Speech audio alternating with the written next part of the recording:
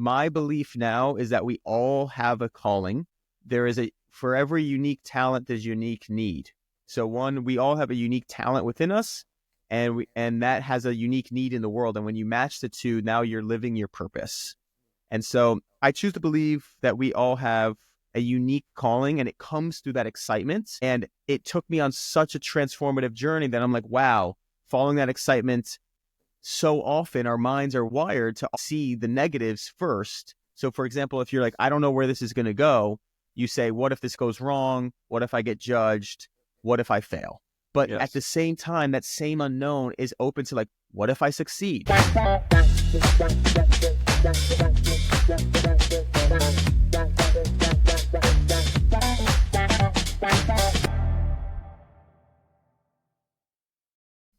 All right. Hey, everybody. Welcome back to another episode of the Willpower Podcast.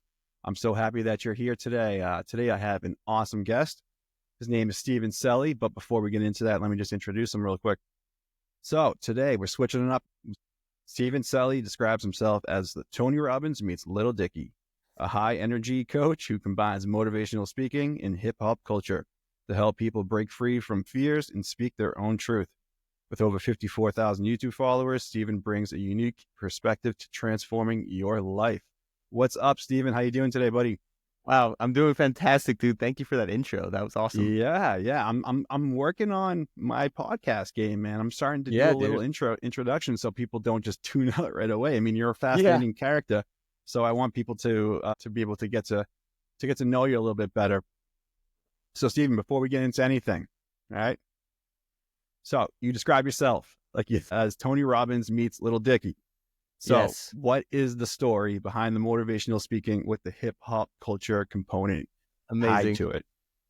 Okay, I might go back to the full story real quick. I'll do like a brief overview. Do it how you want to do it, buddy. Okay, so I think growing up, short kid, always tried to prove myself through sports, jumping higher, running faster. Was always a short one. That did two ways. One in sports and also in like social life. I was like the short one. I was very shy, even though I had like a lot of energy that I wanted to express. I didn't know it back then. And then growing up in school, I realized like sometimes I would be my full self as a kid and I'd have great friends. And then when it got to like high school age and different groups of people, I would be that same silly self. And those friends would be like, hey, that's not cool anymore. So I was confused. Do I want to be myself or do I want to fit in with other kids? And it caused some tension. Fast forward to after college or right at the beginning of college, I started to train myself to dunk. Just a childhood dream saying, you know what, I'm going to go for this. It's a whole nother story why I even chose it. But I like to just say it was a courageous leap of joy. Which I think so every kid at one point in their life has that goal. And, at me as only a 5'10" guy, I don't know if that goal is as attainable, but I'm glad that you sought that one out, man, because that kudos to you because that one's a big one. That was a big one for all of us when we were little. It's definitely attainable. I'll say that. The funny part is, I think that's one of my gifts in this life is looking at something that's so exciting and say, why not? Instead of saying, I can't do that. Because it literally was the first time I was like, this is a 0%. Nobody can dunk, especially like the shortest kid out of all the basketball players. Why should I? But I'm like, let me try. And then I did. So it really unlocked my potential and my perspective of life and really started me on my self-discovery personal journey. And it was the first time I really expressed myself. So I can show you some videos at some point, but like dunking and going crazy, I'm screaming, like filming myself too. Like nobody's doing that back then. This is 2011 is when I started, got my first dunk in about a year. And then like 2016, I was like hitting a peak. And I'll go to that chapter, which is when I got my corporate job, graduated college, completely lost, didn't know what I wanted to do. Went into IT, corporate job, database analyst, no passion, just had no idea what I wanted to do. And it gave me that survival feeling of like, okay, I'm safe. Now I can actually think about what my dreams are. And I'm like, I know this is not it, but I have no idea what it is. Next couple of years, soul searching. One thing I did was get certified as a life coach. I found my love for people. That's kind of where the motivational things started to pile in. And I'm in my own journey. I'm like, okay, I'm not ready to be like a full-time coach yet because I'm just like still in my corporate job. And I have my own things I'm working through. And I also turned the camera on me a lot more instead of just my dunk training, started vlogging. A lot of vloggers are popping off. I'm like, I'll be a YouTuber. I'm already making videos. I've been making videos for 5 years at the time. I'm like, I'll just start vlogging. I found my love for speaking to the camera as well. And I'm like, I'll just blow up. So I went hard at content, photos, videos, podcasts, social media marketing, all these different things. And it was hard to blow up. It was hard I was doing it on the side as well, like helping freelance. And then a few years after that, I'm like, okay, well, I don't feel ready to be a coach yet, but I'm using it in some areas. But I have all these skills and content. I think people can use that. And I took another courageous leap of joy saying, I want to at least live a life where I'm not at a job that I hate every day. And I can at least like express myself more. Quit that job in 2019, went freelance, photo and video. And then I felt more myself. And by the way, little nugget there, during that vlog stage, I would add music to my vlogs and I would start to add some raps to them. Because I was rapping since a kid, but I would just like, a vlog would be, I made it like a dunk life rap where it'd be like, every day is dunk life. And I made a quick intro song for my vlog. So I was like rapping all the time. And I also had some powerful raps that were just almost like journal entries when I was in that grind of trying to escape corporate. I was like, I have these big dreams and I'm a superstar, but no one's ever going to see it. So it was like a rap about that. It's actually out now. It's called Corporate. And so I didn't realize I was really like honing that craft. I was just doing it for fun. Similar to the way I was just dunking for fun, I was just rapping for fun. Yeah. So past few years, I quit that job, freelance. It went great. I had clients right away. I was living my dream in an apartment in Florida where I'm from, on the beach, living a dream there. And then I was on the entrepreneurial roller coaster with no experience, just learning how as I go, undervaluing myself, over delivering like crazy, just so drained. Like, what do I want to do? Fast forward, I moved to California almost 3 years ago now to be like, I want to be with more people that are like-minded, that are in the health and wellness, and that are like I'm feeling I'm pushing the limits of Florida and nobody's doing it. And I'm like, where are we going? So then I moved to California and meet the most amazing people. I start hosting community. Like this past week, I just hosted another event that was 50 people came for a potluck, and I'm just the MC and the host. I ended up throwing some raps at the end. It was fun, but I found my love for people there. And going back to where I was kind of lost and like on the solo entrepreneurial journey, I realized that not everything's for me, meaning I don't want to be the creative director for that long. But while I moved to California, it was my main income. And then just past year in 2024, I said, okay, I found the lesson in the camera. The camera taught me I want to express myself as a speaker, as a rapper, as a content creator, doing this, sharing my voice. And the camera with helping clients, I realized the part I love about it, because I would help them make such great content, was the part of them being unlocked, helping them unlock their most authentic version of themselves, feeling confident, and then sharing their voice. I'm like, I just want to do that piece. I don't need the camera. So I recently just let go of the camera energetically. I still use it for fun and use it for clients here and there, but I let go of it to really focus on my next level of expression. So now that's where I'm at. I have a men's group every week. I have private clients that are transformational energy clients. I make content every day, and I have dreams of bigger stages. So maybe bigger talks, hosting big workshops, and hopefully my music taking off as well would be really fun. Yeah. And that's kind of where I'm at. And Little Dicky is just a rapper that I love. And he kind of gave me permission. I love him too. He's awesome. So funny. Yeah. And he just kind of gave me the theme of this whole thing is like permission to be myself. And the permission he gave was like, oh, I've had very similar thoughts and ways of rapping that he does. And he just reminded me of me. Then I'm like, oh, it is a route similar to the dunking. I saw other people dunking at my height. I'm like, oh, it is possible. Mm-hmm. So that's where we're at. Thank you for listening. Yeah, man. Thank you for that intro too. You touched upon so many different things that I'd like to circle back to, but when did you start realizing that you could start getting into transformational coaching? Yeah, great question. So dunking was very physical. So at first I just jumped, trained and achieved a physical goal. Mm-hmm. But then I started the path of mastery. I'm like, how good can I get? It's like, and then I got to this super high level and I started to now dial in. It went like physical down into like beliefs, meaning I would dial in the nutrition. I dialed in the sleep. I dialed in like my training methods. And then I went deeper. I was like, okay, what about with nutrition? I'm like, oh, really getting really clear on very small principles. And then when it came down to sleep, that was another one. Like I need to sleep at this time. I learned the different cycles and how important it was for me. And I started to learn it's all about this energy. At the same time, I was questioning like, I want to do this, but I'm in my corporate job. Who am I? So existential questions came in. So at the same time, I'm diving into this mastery journey of my physical life. I'm also in my business. And so with the dunking, every time I hit a new level at that level, it was because I found like a limiting belief. Mm-hmm. Like, can I really hit this? Yes. Can I really get this strong, like deadlift a certain amount of weight? Yes. I was more of a fear than it was like a physical restraint. And so then I started to realize, oh, wow, there's so many beliefs and it starts with your beliefs. And then I said, okay, where I started to explore that. And that's when I found life coaching that I got certified in and all these other courses, because I'm like, oh, I'm so fascinated by the brain. I'm fascinated by the psychology and how we can shift that. We can shift our perspective, and a whole new reality opens up. So magic was starting to happen. And that's kind of where the fascination started. Yeah, man, that's so cool. Isn't it so awesome when you break through the popular belief of like a self-limiting perspective, and then all of a sudden you get through that one obstacle, like the dunk, and then that just opens the door for you for seeking out whatever excites you. And that was something that you talked about often on your channel, is that, once you break through and then you start not having that self-limiting belief system as like the foundation of who you are, and you start breaking open the doors. Like, when did you start noticing that like there was more of like a spiritual / like higher energy? Like, when did the energy come into it? Like, tell me a little bit about that. Great question. So at the same time, I was reading a lot.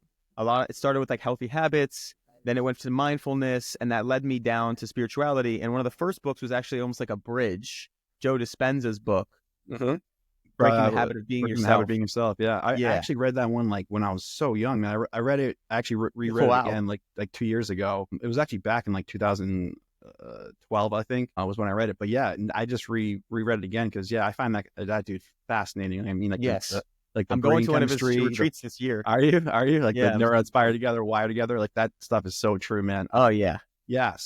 So yeah, getting back to that, like, so that was like that was the book that kind of clued you in. That was one bridge. I mean, I read other books like The 7 Spiritual Laws of Success. I really liked. That was one of the first like spirituality books, very short about the principles. And Think and Grow Rich was the very first book I read. And I had synchronistic moments where like I was watching Rob Dyrdek's podcast, and I was like halfway through the book, and I put the book down months ago, and he was telling his cousin, you need to read the second half of the book. I'm like, oh my God, he's talking to me. And so I read the second half, and that's kind of like, that was one magic moment. And then when I read the 7 Spiritual Laws, I'm like, oh my God, this is the same principles as Think and Grow Rich in just a different word. So that was the start. And then when I was like, what is reality? And Joe Dispenza was talking about the quantum self, and the quantum mechanics were so fascinating to me. And it was like, now I have like the spirituality of the magic. I have some science that's almost saying the same thing about the fabric of the universe. And now I'm hooked. And so coming back to how I got to energy was, at the time, I'm trying everything. This is deep in corporate. I'm trying to be a freelance photo video guy. I'm trying to be a coach. I'm trying to use my dunking leverage of my platforms to be like training people to dunk. But every time I train people to dunk, I didn't feel authentic, because they'd be like, how many squats do I do? How many? And that's not how I train. I train very intuitive. I'm like, if today you got to push hard. And but maybe you're pushing too hard. You're overtraining. Like, I'm more on that side. And that came to me of like energy. For example, they'd be like, I would try to train somebody. They'd be, how was your workout? They were tired. Why were you tired? I didn't sleep. And then I'm like, why didn't you sleep? Well, I couldn't stop my mind. That part is where I wanted to land. I'm like, well, if you can't sleep and you don't have energy, you're never going to like be able to break through a limit. And dunking is like you need max energy to do it. So I started to notice my training was less about the physical, and I really wanted to help people maximize their energy. And so it was like through the lens of dunk training. But that's where I'm at now, is like, I really just want to focus on people feeling they don't have those blocks and they're really connected to what they want to do. I always said, like, do you even want to dunk? Or is it just like such a cool thing? Because it takes a lot of time. It's your whole life. And it's cool if you do, but what if there's something more unique to you? Or what if there's something that's really calling you? Go towards the dunking, but be open of like, you just want to feel fully expressed, is where I'm at now. Yeah. You just mentioned something really cool there that I want to touch upon. So going towards the excitement in life, right? Yes. I feel like a lot of people do not do that. And then they complain afterwards about how their life sucks, right? Yeah. And usually 9 times out of 10, whatever is the most exciting is like the most meaningful, right? So just pursue that thing that excites you to your highest self, right? So if someone were to come to you now and you're into this coaching and you're in this whole different philosophy of like how to be a well-rounded, grounded, exceptional human being, like, where does that journey begin? Like, how does that play into who you are now as a person? Love that, dude. I love that. Well-rounded, grounded, exceptional, dude. Well-rounded, grounded, exceptional, man. Oh yeah, I'm all about those. So I'd say I love what you touched on with excitement. I'll say that my belief now is that we all have a calling. From that book, actually, The 7 Spiritual Laws, I use it since I've read it. The law of Dharma is for every unique talent, there's unique need. So one, we all have a unique talent within us, and that has a unique need in the world. And when you match the two, now you're living your purpose. And so I choose to believe that we all have a unique calling, and it comes through that excitement. And I have my own proof of that now, because when I've done that, for example, dunking, such a pure, joyous thing, never thinking of business. I'm like 18 years old at the time. And it took me on such a transformative journey that I'm like, wow, following that excitement for the mind to see is like, it's not just fun. It's very transformative and pulls you on your path. And I was just sharing this morning with my group, is that so often our minds are wired, not often they're wired, but they're wired to often see the negatives first. So for example, if you're like, I don't know where this is going to go, you say, what if this goes wrong? What if I get judged? What if I fail? But at the same time, that same unknown is open to like, what if I succeed? What if this transforms me? So my point is like that excitement is always there. And I think when you said like people don't act on it, it's because I don't think they're aware yet that they're looking at the negative sides of where excitement takes them and the unknown, because excitement is so pure that there's no answer to it. There's no logic. Like, oh, I'm going to follow my excitement, then I'm going to become a coach. It's like, no, I'm going to dunk, and then it's going to lead me to other things, right? And so I think that answers your question. But if they want to come to me for an exceptional human, I'd say I love to help them first get super clear on who they are. So a lot of times for the first time, it's they're expressing, I'm not happy where I'm at. I feel tense or I'm frustrated and I desire more. Especially as men, it's like we want to like just evolve and keep going. And if you're not acting on that, that's when I feel stagnant. That's when I feel like I'm like limiting. And there was I posted something yesterday or 2 days ago. It was like the ego, actually, you're using ego to hide yourself, but it's not actually your ego. Meaning we're saying like, I should be happy with where I'm at. I'm already blessed. I don't need to go expand more. But what if that's actually you hiding because you're afraid of like being seen fully or ruffling feathers? So I really want to break that open and be like, if you're living most alive, you're the most passionate version of yourself, that's the best for everybody. Yeah. What do you think the biggest reason why people are so scared to try something new or to broaden their horizon or and just maybe pick a different interest or hobby that they're so stuck in their ways? Like, why do you think it's so hard to break through that? Great question. I have a couple reasons. One of the biggest reasons that I see, especially with clients that come to me, is that they have like a family. So they're like, I'm in this job that's safe, or I'm doing it one way, and I want to train like an elite athlete, or I want to shift into my passion. But they're like, if it doesn't work, I'm going to be struggling for money. I can't do that to my family. I can't spend so much time working out. So it's hard to put yourself first when you have a wife and kids, and I get that. And so that's one big one, because it's like, it feels like a lot of risk, and you're supposed to be the provider, supposed to, and you've had this job maybe for 30 years already or 20 years. And you're like, how do I leave this? It's like a lot of momentum the wrong way. So basically it's like fear of, can I make my passion work? And then the other one is so many people are, there's a couple I go back and forth with. So many people are worried what other people will think, whether it's like they say no to something and they're going to change to be like, I know this person's going to not like the new me, or they're not going to accept the new me, so they don't do it. So yeah, it's a lot of just fear of judgments. It's always just a fear of either judgment or if they can do it or if it'll work. Because I always like to say, if your passion, that's what I'm trying to shift this whole paradigm. There's the work-life balance the old way, where we work, we have this safe, secure job we think is safe and secure, but we're draining ourselves. And then over here, we're trying to explore. But I'm in the camp, going back to energy, Joe Dispenza, the frequency is your highest return on investments. So if you are lit up, you're passionate, you're going to make the most money, you're going to make the most impact, you're going to provide the most value. And if you can trust that, then that excitement can be a little bit more feasible for the mind to be like, you know what, we're going to go towards this. It's not a risk. It's actually a risk to stay drained. That's actually a really cool point, man. A lot of this channel, although I am kind of pivoting and going in different directions with the channel now, but the origin and definitely the core audience is people overcoming addiction, right? Whether it be alcohol, which was my problem, but others as well. So if you could create like an energy reading, because that's what you do, right? Yeah. About just addiction itself, right? What would be like the energy signature look like for addiction? Ooh. So like if I'm trying to, for what? For addiction? What would the energy signature, because I've seen you use that word, like what would that word be associated with addiction? Like how would you describe that? That's a kind So of a yeah, I tough have one. a lot of close people in my life that have gone through addiction as well, and I was in those circles. I even got addiction recovery certified at one point. When I would Okay, say so that, you I think really it know. actually, Okay, so you know a good amount about it. yeah, That's really cool. I know a good amount. I haven't really worked directly with somebody with addictions that are coming out of it. I've worked with people that have overcome it and now they want to kind of expand. That's kind of where I see my role is like therapy, they say, is sort of like from below to neutral and then neutral to like future is kind of coaching is what I do. But with addiction, I think there's a lot of times there's like self-worth or being in denial or feeling unaccepted. So it's just in those, you're acting out of fear and you don't know. Like I've been addicted to other things, luckily not too many hard things that really impacted my health. But I Hmm. just know that cycle of addiction, like even if it's like people pleasing or something, like it's so hard to overcome something when you're not aware of it.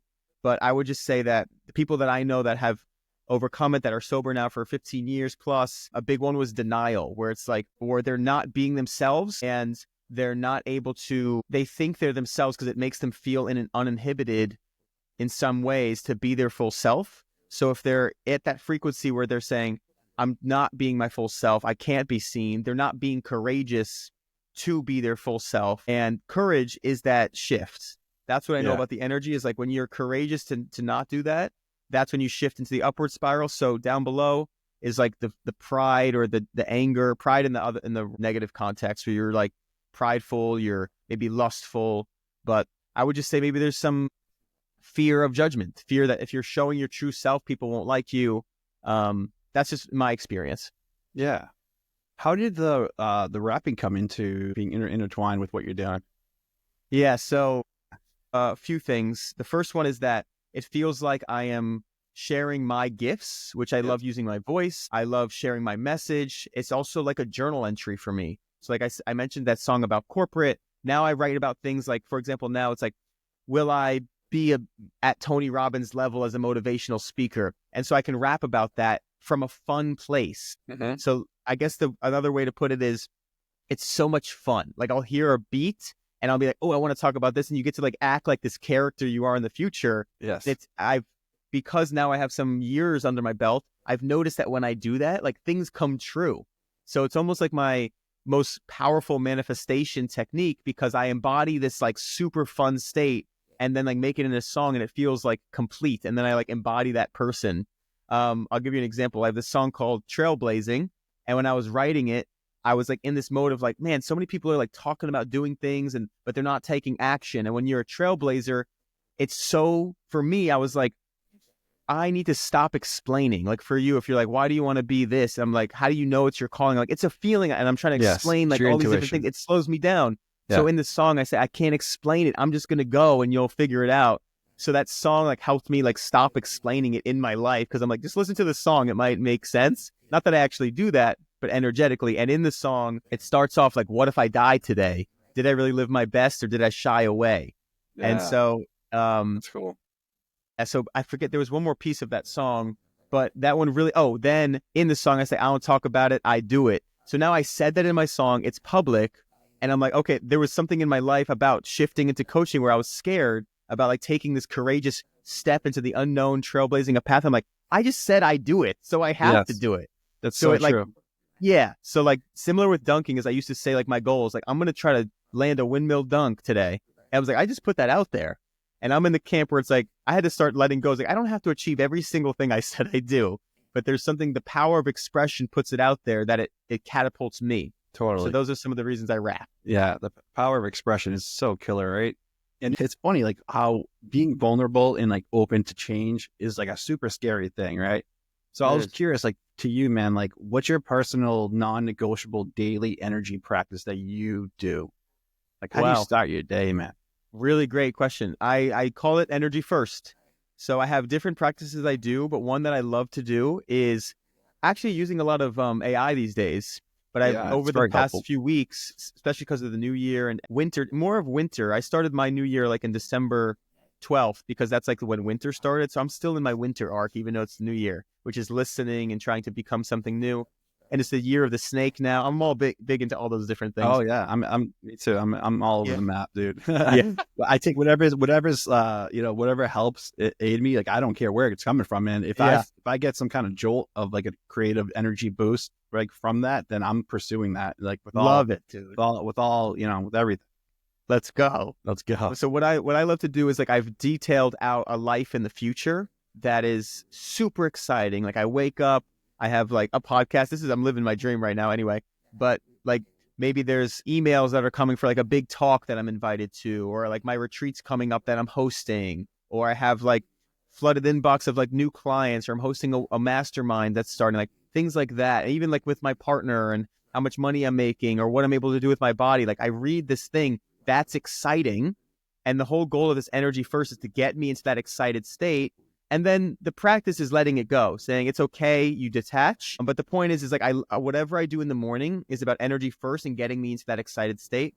Sometimes I read that, but sometimes like when I read that every day for a week, I know it so well that I just kind of like almost feel it, that I'll just play some music and dance or take a hot shower, whatever it is. And so with my clients, it's kind of what I do is I say like, what would get you excited? Is it like if you hit your routine habits, like meditate, journal, read a little bit, now you feel like you're excited for the day? Like what gets you amped for the day? And that's where I come in is I do voice memos. So I love to like wake up and shoot them voice memos to like pump them up. So I'm kind of like their energy. But long story short, whatever gets me in my aligned frequency is how I start the day.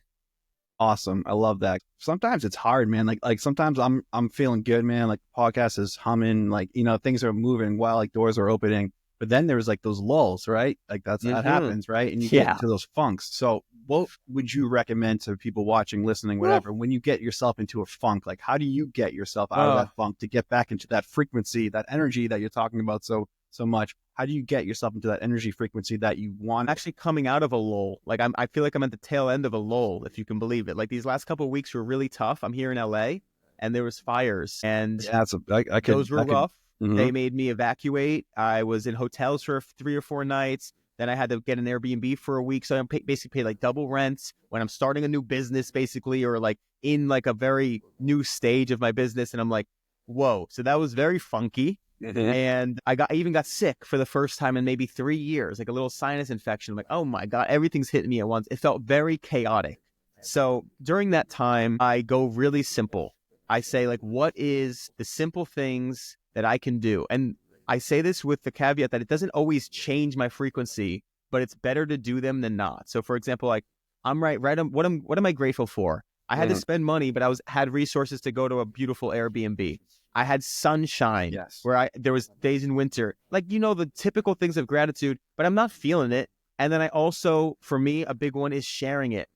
So I have a coach I talk to all the time. I'm fucking blowing up his phone when I need to. I lean on my friends. And the more vulnerable I am, the more I realize I'm doing amazing things. For example, like this is tough. Money is tight at this moment and doing these things, but I'm going this way and I'm trying to do these things. I actually had a podcast with this new friend of mine named Jared, and we were talking about impossible dreams. And I'm like, wow, I've been going for this impossible dream of Tony Robbins' little Dicky. But now when things get chaotic, it's like, I can just be a human for a little bit. Like I can just survive, and that is okay. And if today was my last day, I'm proud of who I'm being now. So my Instagram is Be the Energy Steve. And that's kind of the principle I live is like the impossible dream. When you get clear on like it excites you, just going for it makes you feel good now. So I'm like, okay, despite all the craziness going on and all the things that look like failures, it's like, remind myself, where am I going? I'm trying to do this. And I'm like, man, I like that guy that's going for that. And who am I being during this chaos? That's what I was telling my men's group. We talked about the unknown this past Sunday. I was like, in this chaos, you just broke up with your girl. You just moved to a new apartment. Then the fires came. Then you have a baby on the way. Like all these different things happening at once. What do? Who are you being when this storm comes? Are you the person that shows up smiling, or are you the person that's going to just like overthink and just do these things? No, I'm going to be the person that leans on my boys, that shares about it, that says, I'm going to just attack this day. And I don't always have that energy. So if you don't have that, rest until you do. You're courageous to rest. You're doing what you can to be the best version of yourself. Yeah. I hope that helps. Yo, that was great answer, Rich. I feel like a lot of people, when they get in those funks, they stay in those funks, and all of a sudden that funk all of a sudden becomes like a temperament, and then that temperament then shifts into like your personality, and then your personality, all of a sudden, that's who you are. You're just like a person who's kind of negative, pessimistic, instead of being the alternative, which is being, you know, someone who is excited about life, bringing joy into it, and then in pursuing whatever brings them excitement. So what's like a question that you wish some of the people that you work with asked you more? If they asked me more, maybe you can get like a little jump, a leg up on them in the perspective of like them achieving like their higher self. Yeah, I really love asking people, what is your dream? Like, what excites you? And see where that takes them. Because if they say, I don't know, I'm like, okay, why? Like, what? How do you feel right now? Are you at a level 10? Like, where are you? Like, I just try to find where they're at. And then if they're able to get to a place where like, I would love to do this, like, because then that's what's crazy to me is I'll be like, what would be just something that would be fun? Just that, and they're like, and like a guy might be like, I've always wanted to try opera singing. I'm like, what? Like out of nowhere. So I'm like, that to me is so different than me or different than the world, whatever they say, I could never come up with that for them. Right. And so I can just help prompt the question. And then the next one is like, how do we take one step towards that? And when you're saying when people get in that temperament, that's one of the biggest reminders I love to say is take the step. For example, because so often I've overthought where I'm like, if I take that step, what the hell's next? What if I run out of time? What if I run out of money? Like, but you don't know. And when you take that step, you're in that space and you have so much more perspective, and so many things happen to get the ball rolling. So my biggest thing is like, how can we help them? What's one step towards fun? Like with zero thinking, even if it's like right now, blasting music that hypes you up, like Nelly's Champion song. Like, can you do that? Like, what's one fun thing you could think of right now? And can you take that step? That's probably the question I would ask. Or if they would ask me, you said what they would ask me is like, how do I wish they would say like, how do I fully express myself? Yeah. And then I would ask them like, what do they do for fun? What would they love to do? And what is their step they're on? Do they know what they want to do and they don't want to do it? Or they have no idea what they want to do? Like, I want to know the most authentic version of you, because we're so unique from our DNA, from our experiences. There's no one even close. So I would ask them to be like, ask me how to be fully expressed, and then we'll dive in. Yeah, man. I love that. For myself, like I don't know if you know much about my story, but I drank myself to 2 weeks of life. That's how lost I was. And then once I had got the double transplant, and then after so many complications thereafter. But when I woke up, man, I was like, okay, I got a second chance at life. I'm going to pursue everything that excites me and that brings me love in like the highest regard, right? When you meet people that are inspiring, what is the thing that you look for first? As a client, or just with people in my life that are inspiring? Just you, like when you're just out searching like knowledge, wisdom, inspiration, like what is the thing that you look for, like the first characteristic? I'm very inspired by people that really full expression. And that doesn't mean speaking. It means that they know themselves so well and they're sharing it. So let's think who's inspiring. Like even like comedians like Chris D'Elia, for example. He's so silly. He's so unique. And he's just like constantly going for it. I also love people that are like reinventing themselves, that are like Ross Edgley. Do you know that athlete? He wrote a few books. He wrote the world's fittest book, The Art of Resilience. Okay. And he like swam around Great Britain. Okay. So he's I'll tell you real quick. So this weekend I watched his documentary again. It's on YouTube for free. He did the longest nonstop swim in history, I believe. I think it was 550 kilometers. And he tried like 3 times. Anyway, what I love about him is pushing himself to a limit beyond anybody could even conceive, despite all doubts. The doctor said like he's got the worst body for a swimmer because he's like stocky and short and a big head. He's like, don't care. Does all these things, like so resilient. And the main thing I love, the whole journey, he's positive. He's making jokes. He knows the power of joy. He's grateful. And it's like through the hardest thing I've ever seen someone do, he's positive. And I find that incredibly inspiring when someone is just pushing their limits and doing it from a place of joy.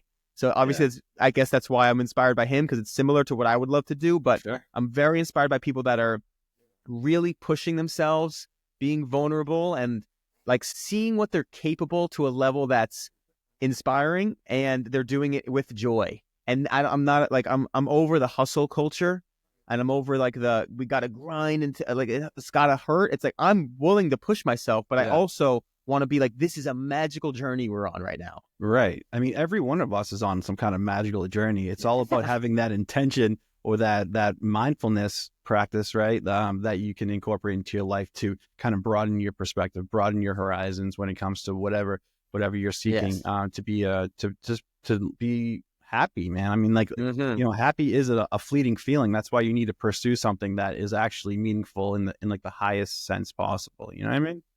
Yeah, man. I loved your question though about who's inspiring, because after all that I said, I would say people that are courageously joyful. Yeah. And that's similar to myself. And I also see that book behind you, the Be Here Now one. Oh God, Ramdas is like my he's my guru, man. He's my guy. I got to talk to him 3 times on before he passed away. I got to talk to him 3 times. Yeah, man. This is actually the first time anyone's ever noticed the book. Which is like crazy to me, because that book is one of the most, it's like the Bible as far as when it came to him bringing Eastern mysticism to the United States, right? So his story is fascinating in itself. But yeah, man, like that mindful presence, right? Or what were you going to talk about when it came to the book itself? I was just say another inspiring person. Like I went to an adventure athlete, but like Ram Dass, like pushing the limits of the mind and sharing. And so cool, right? So cool. Yeah, I mean, he's a fascinating character, dude. He started doing magic mushrooms, which opened up his pursuit of knowledge, and then he started traveling all over the world, and then finally found his guru, named Curly Baba in India, and then everything changed when he brought everything to the West. But very cool, inspiring guy. In the way he approached it and why he's so likable to me is for a lot of the same things that you were just talking about, like how being your true authentic self, being vulnerable, being open, never taking yourself too seriously, being self-deprecating, but in a very humble, honest, genuine way. I feel like a lot of people struggle with that. Why do you think that is so hard for people, especially men, to be vulnerable? I think we're taught, and I'm really big on definitions of words. And I notice that so often with clients is that we have these definitions and they got conflated with other things. So for example, vulnerable. I love those 2 words. When you're being vulnerable, the simple way, old paradigm, people think it's like, it's soft, like you're being emotional, you're being this. So if you're being vulnerable, you're weakening yourself. And as a man, all we want to do is be the strongest. Right. And so I think that's one reason is they just associate it with weakness. But if you saw it as strength, you'd be like, I'm being vulnerable. So that's one. And then the other side of it is that they might not know how. For example, like when I was a kid, I was terrified to be vulnerable because I lost my friends. Yeah. And so I was confused. And so with my men's group now, it's all about vulnerability and expression. And I share every time in our circle, like, this is your place to practice, to express. Like maybe you don't even have like a relationship with your emotions where you're like, my girlfriend's leaving me, but I feel guilty, like maybe that's what's coming up, or like I feel ashamed. And like, you've never said that, so like, you don't even know what these feelings are because you've never even like let them come up. So I feel like it's like the willingness is to know that it's strength. Because once you do that, it's like powerful to like let it out. And then 2 is like even knowing how to do it. Like, because some people are so afraid that they like paralyzed by that fear. But if you're vulnerable and you practice, then you realize it's a skill. Like, I've had, for one more, I'll tell Sarah another vulnerable story. Yeah, came out of a long 3-year relationship. The next girl I dated, I was like dumping everything on her in a good way. I was so open. I'm like, this relationship was not for me. And I was very honest. And that girl was not in a great place. So she latched onto me because I was so vulnerable that she felt so safe with me that I said, oh, whoa, I'm sorry, I'm not ready for something else. I was just sharing, like, she just felt so safe that she fell in love right away. It was like a couple weeks. And I'm like, sorry, like, this is too fast. Like, I don't want it to go anywhere. And when I did that, she blew up and even like stalked me and like messaged future partners I had and like said crazy things. Yeah. And it hurt me because I was like, I hurt this person even though I was being so honest. But it took me almost like a year to realize my honesty should not be dimmed because she didn't understand it, or she took it how she took it. Meaning, like, I was so vulnerable and honest. I'm like, how am I going to date another girl because I was honest and it went wrong? So I was like, I had trauma that I didn't know. And then working with my mentor, and then after like a year of not going on a single date, I'm like, okay, I want to go on a date. So what's going on here? The next date I went, I'm like, oh, I was pushing it back because I was like, the girl that I was about to go on a date with, I'm like, I don't think she's the one, but I don't know yet. So I would always just be like, I don't want to even try for the fear of that happening again.